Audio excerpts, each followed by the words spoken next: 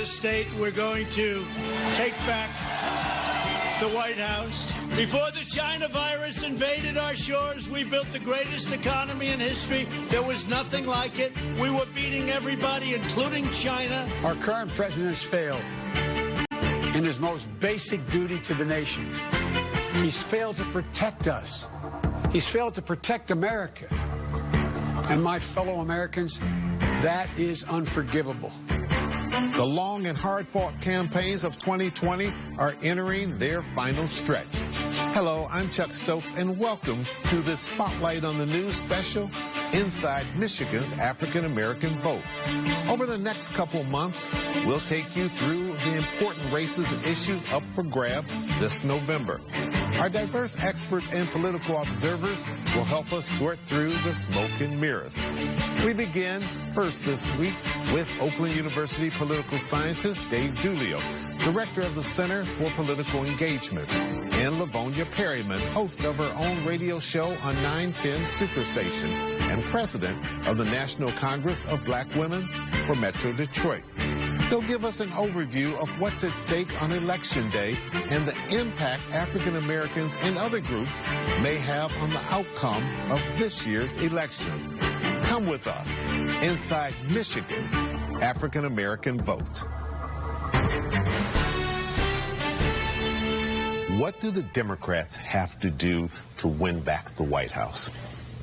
I think it's a pretty simple formula for the Democrats and for the Republicans, actually. I think this is a turnout election.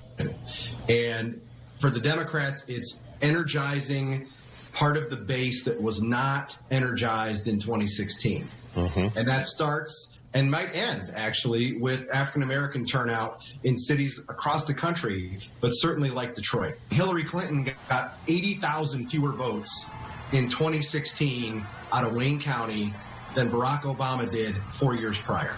Right, and that's just Democrats in Wayne County not turning out for a candidate that didn't terribly excite them. We'll see if Joe Biden and Kamala Harris can excite the base in Detroit, and if they show up at the polls or put their absentee ballots in the mail.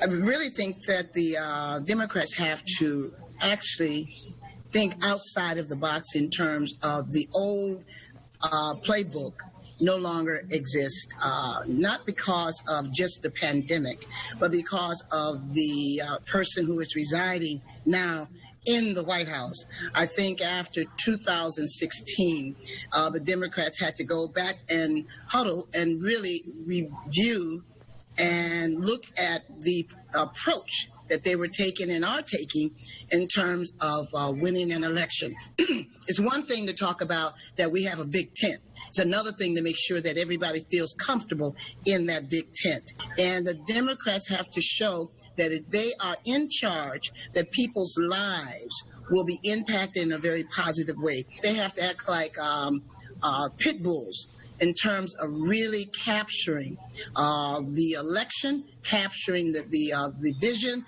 capturing the thrust of where we need to go from here on in. What do the Republicans have to do to retain the White House? Again, turn out their voters. And their focus will be different. The Republicans are going to have to try and make sure that they get all of the votes that turned out in 2016 in parts of the state that are up north, UP, West Michigan, that are generally more Republican than other parts of the state. But we saw in 2016 big increases in turnout in some of those areas. Republicans are going to have to get those voters back to the polls and maybe try to, and for sure, try to get back some of the voters they lost in the 2018 midterms.